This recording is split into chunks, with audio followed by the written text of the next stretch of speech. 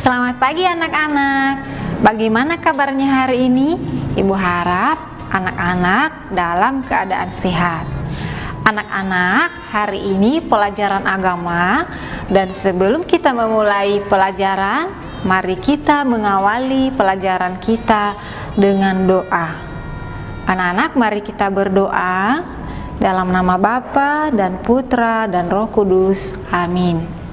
Tuhan Yesus, terima kasih atas segala anugerah yang Engkau limpahkan dalam hidup kami. Bapa, pada saat ini kami mau belajar, kami mohon berkatilah kami, sertailah kami, semoga kami dapat belajar dengan baik dan semoga kami bisa mengerti, memahami apa yang kami pelajari hari ini. Bapa, kami sampaikan permohonan kami kepadamu dengan perantaraan Kristus Tuhan kami. Amin. Kemuliaan kepada Bapa dan Putra dan Roh Kudus, seperti pada permulaan, sekarang, selalu, dan sepanjang segala abad. Amin. Dalam nama Bapa dan Putra dan Roh Kudus. Amin. Oke. Anak-anak, hari ini kita belajar tentang perumpamaan anak yang hilang. Nah, anak-anak, setelah kita mempelajari materi hari ini, ya, diharapkan kita bisa memaafkan orang yang telah menyakiti kita. Kemudian kita bisa menyadari kesalahan yang kita perbuat. Nah, itu adalah tujuan pembelajaran kita hari ini. Nah, anak-anak, mari kita menyaksikan video tentang anak yang hilang.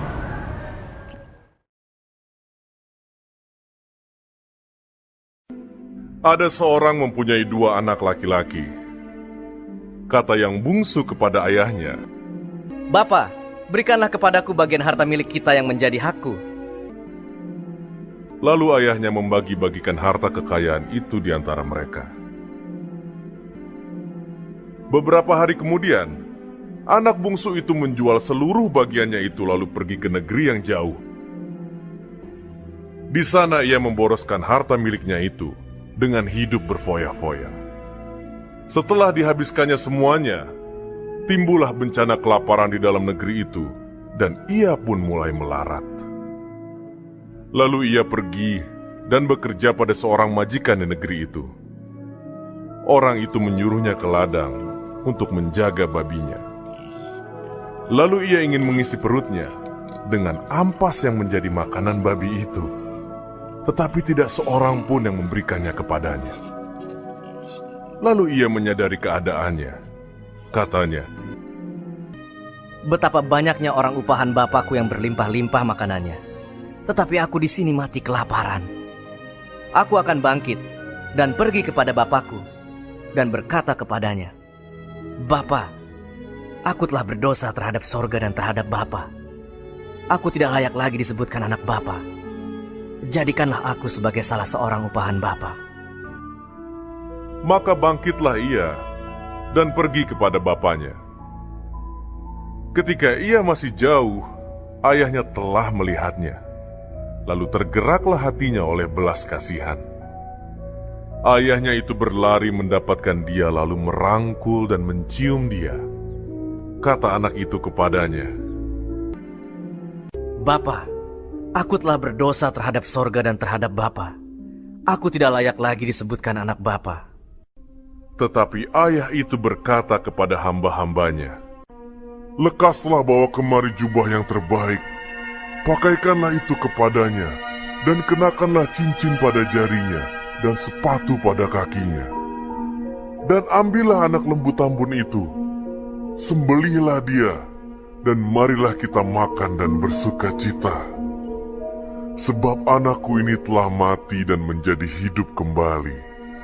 Ia telah hilang dan didapat kembali.' Maka mulailah mereka bersukaria. Tetapi anaknya yang sulung berada di ladang. Dan ketika ia pulang dan dekat ke rumah, ia mendengar bunyi seruling dan nyanyi tari-tarian. Lalu ia memanggil salah seorang hamba dan bertanya kepadanya. Apa arti semuanya itu? Jawab hamba itu, Adikmu telah kembali, dan ayahmu telah menyembelih anak lembu tambun, karena ia mendapatnya kembali dengan sehat. maka marahlah anak sulung itu, dan ia tidak mau masuk. Lalu ayahnya keluar dan berbicara dengan dia. Tetapi ia menjawab ayahnya, katanya, "Telah bertahun-tahun aku melayani Bapa, dan belum pernah aku melanggar perintah Bapa. Tetapi kepadaku, belum pernah Bapa memberikan seekor anak kambing untuk bersukacita dengan sahabat-sahabatku. Tetapi baru saja datang anak Bapa yang telah memboroskan harta kekayaan Bapa bersama-sama dengan pelacur-pelacur, maka Bapa menyembelih anak lembu tambun itu untuk dia." Kata ayahnya kepadanya, "Anakku, engkau selalu bersama-sama dengan aku, dan segala kepunyaanku adalah kepunyaanmu.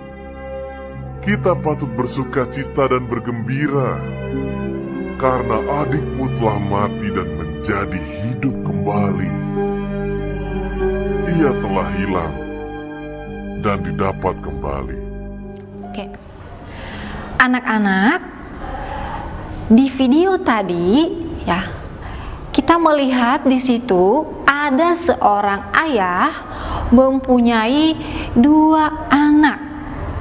Ada si kakak atau sulung dan ada juga adik atau si bungsu. Nah, di situ kita melihat ya, si bungsu ini meminta harta yang menjadi miliknya kepada ayahnya. Dia mau menjadi orang kaya.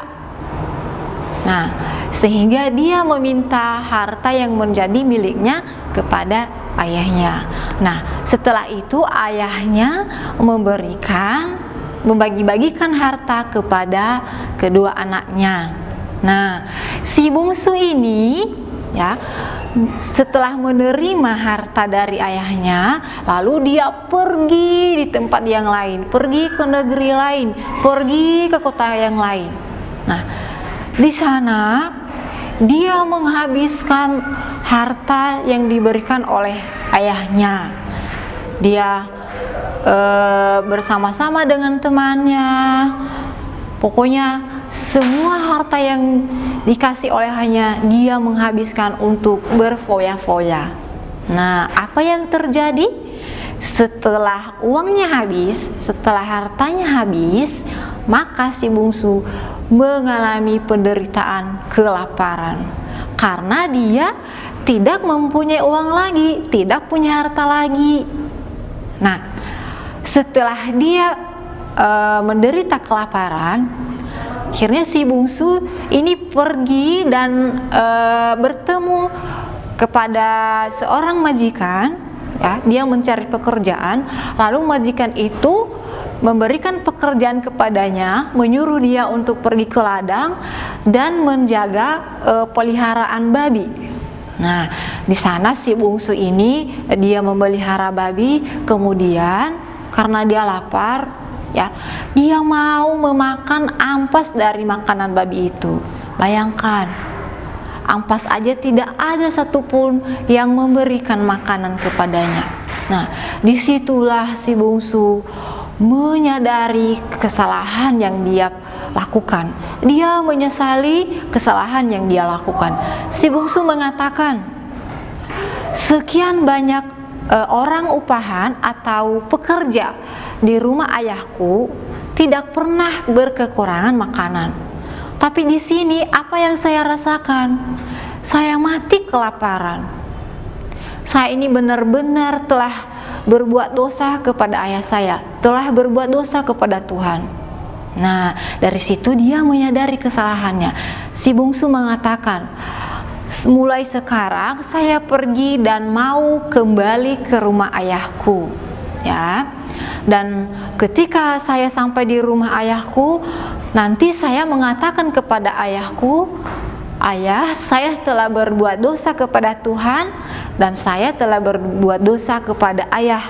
Untuk itu terimalah saya sebagai seorang upahan ayah karena saya tidak layak menjadi seorang anak. Nah, anak-anak setelah itu dia pergi dan kembali lagi ke rumah ayahnya. Nah, ketika dia sampai di rumah ayahnya, maka ayahnya menerima anaknya. Ayahnya sangat bersukacita, sangat berterima kasih karena anaknya yang hilang telah kembali lagi ke rumahnya. Sehingga ayahnya memberikan baju, memberikan cincin kepada anaknya, dan ayahnya merayakan dengan menyembelih seekor lembu. Nah, setelah itu apa yang terjadi? Tadi ya kakaknya atau si sulung pulang dari ladang. Nah, dia melihat di rumah mereka lagi berpesta, lagi rame. Dia bertanya, ada apa di rumah ayah? Lalu orang yang ada di situ mengatakan kepadanya, adik kamu sudah pulang, dan untuk itu ayah kamu merayakan atau mengadakan pesta karena adik kamu telah kembali. Nah, si sulung ini ya, dia tidak menyukai, ya, dia iri hati. Dia mengatakan kepada ayahnya, dia menemui ayahnya, saya saja ya yang selalu taat kepadamu ya, dan selalu bekerja sama dengan orang upahan ya, bekerja di ladang, tapi ayah tidak pernah memberikan saya apapun, tidak pernah menyembelih seekor lembu, seekor kambing pun tidak pernah memberikan kepada saya. Pokoknya si sulung ini marah dan tidak menerima bahwa adiknya pulang ke rumah, ya. Dia iri hati, ya, tidak mau memaafkan adiknya ini, ya. Dan ayahnya mengatakan, apapun yang menjadi milikku adalah milikmu. Nah, anak-anak, yang perlu kita ketahui ya, dalam perumpamaan anak yang hilang ya, pertama ada 3 tokoh ya. Pertama adalah seorang ayah, kemudian yang kedua anak sulung, dan yang ketiga anak bungsu. Nah, seorang ayah ya adalah orang yang penuh belas kasihan ya, hatinya terbuka untuk semua orang ya. Orang yang menyakitinya pun dia mau menerima ya. Seperti tadi, ketika anaknya kembali ke rumahnya, walaupun anaknya telah berbuat salah, tapi ayahnya tetap menerima, mau memaafkan anaknya. Nah, yang perlu kita pelajari, yang perlu kita teladani dari seorang ayah ini adalah kita mau menerima kesalahan orang lain ya. Kita memaafkan orang-orang yang telah menyakiti kita. Yang kedua adalah anak sulung. Nah, ini sikap anak sulung ini tidak perlu kita tiru. Kenapa? Karena anak sulung ini sifatnya penuh dengan kedengkian, penuh dengan iri hati, dendam, tidak mau menerima orang yang menyakiti dia, tidak senang melihat orang lain bahagia ya. Tadi dia ketika adiknya pulang, dia tidak mau ya, dia iri hati, dendam. Nah, artinya kalau ada orang yang menyakiti kita, kita tidak boleh dendam, tidak boleh iri hati. Kalau ada orang yang mengalami kebahagiaan, yang bersukacita, tidak boleh iri hati. Nah, kemudian anak bungsu. Nah, ini yang perlu kita teladani. Anak bungsu ini ya, sekalipun dia berbuat salah, tapi setelah itu dia bertobat ya, dia mau mengakui kesalahan yang dia perbuat, dia menyesali ya, dia mau berubah ya, perbuatan yang tidak baik dia berubah menjadi lebih baik lagi, sehingga dia kembali ke rumah ayahnya ya dengan rendah hati sampai dia mengatakan, jadikan saya sebagai seorang upahan karena saya tidak layak sebagai seorang anak ya. Dia mengatakan dia telah berdosa kepada ayahnya dan telah berdosa kepada Tuhan. sangat rendah hati ya. Nah, kita belajar dari anak bungsu ini. Kalau kita melakukan kesalahan ya, kita harus menyadari apa yang kita lakukan itu dan kita merubah kesalahan kita itu supaya kita menjadi lebih baik lagi. Nah, anak-anak, setelah kita menyadari apa yang menjadi kesalahan kita ya, setelah kita meminta maaf kepada orang yang telah kita sakiti, maka kita pun diampuni oleh Tuhan. Oke. Nah, anak-anak, pelajaran hari ini cukup sampai di sini ya. Ibu harap anak-anak bisa mengerti dan bisa memahami apa yang disampaikan oleh Ibu. Nanti video ini ditonton dari awal sampai terakhir. Baik anak-anak, sebelum kita mengakhiri pelajaran kita hari ini, kita menutup dengan doa. Anak-anak, mari kita berdoa. Dalam nama Bapa dan Putra dan Roh Kudus. Amin. Terima kasih Tuhan Yesus atas penyertaan-Mu kepada kami dari awal hingga berakhirnya pelajaran kami hari ini. Tuhan Yesus, mampukan kami untuk memaafkan orang lain dan mampukan kami untuk menyesali segala kesalahan-kesalahan yang kami perbuat sehingga kami bisa merubah perbuatan kami yang tidak baik menjadi lebih baik lagi. Bapa, kami sampaikan doa kami kepadamu dengan perantaran Kristus Tuhan kami. Amin. Kemuliaan kepada Bapa dan Putra dan Roh Kudus seperti pada permulaan, sekarang, selalu dan sepanjang segala abad. Amin. Dalam nama Bapa dan Putra dan Roh Kudus. Amin. Baik anak-anak, sampai ketemu minggu depan. Dadah.